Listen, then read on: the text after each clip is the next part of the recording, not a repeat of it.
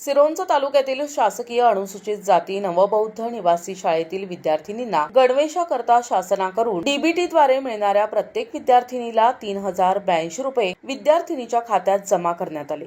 परंतु सदर शाळेतील मुख्याध्यापक बोरवार यांनी विद्यार्थिनींकडून खात्यातील पैसे काढून घेतले आणि सामाजिक न्याय विभागाअंतर्गत शासकीय वसतिगृह आणि निवासी शाळेतील विद्यार्थिनींना वस्तुस्वरूप वस्तू न देता थेट डीबीटीच्या माध्यमातून लाभार्थ्यांच्या खात्यात आधार संलग्न पैसे जमा करण्याचे आदेश असताना विद्यार्थिनीचे आर्थिक शोषण केले।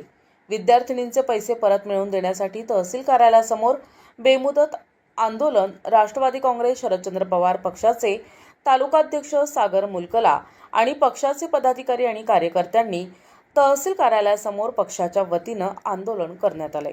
आंदोलनाच्या तिसऱ्या दिवशी समाज कल्याण विभागाच्या आयुक्तांनी कारवाई करण्याचे लेखी आश्वासन दिल्याने राष्ट्रवादी काँग्रेस शरदचंद्र पवार पक्षाच्या वतीने करण्यात येत असलेल्या आंदोलनामागे घेण्यात आले।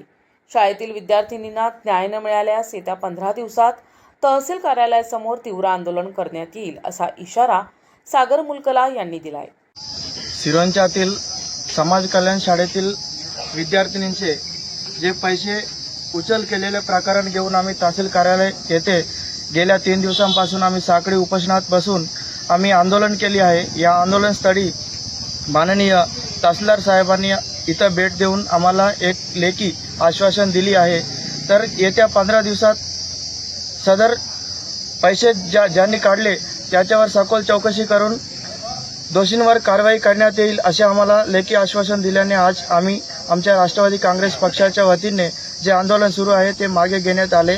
येत्या 15 दिवसात आम्हाला या चौकशी करून न्याय नाही मिळाले तर आम्ही पुन्हा या आंदोलन तीव्र करून त्या विद्यार्थ्यांना न्याय मिळवून देण्यासाठी आम्ही सदैव प्रयत्न करीन।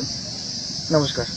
यावेळी राष्ट्रवादी काँग्रेस शरदचंद्र पवार पक्षाचे पदाधिकारी आणि कार्यकर्त्यांनी मोठ्या संख्येने उपस्थित होते।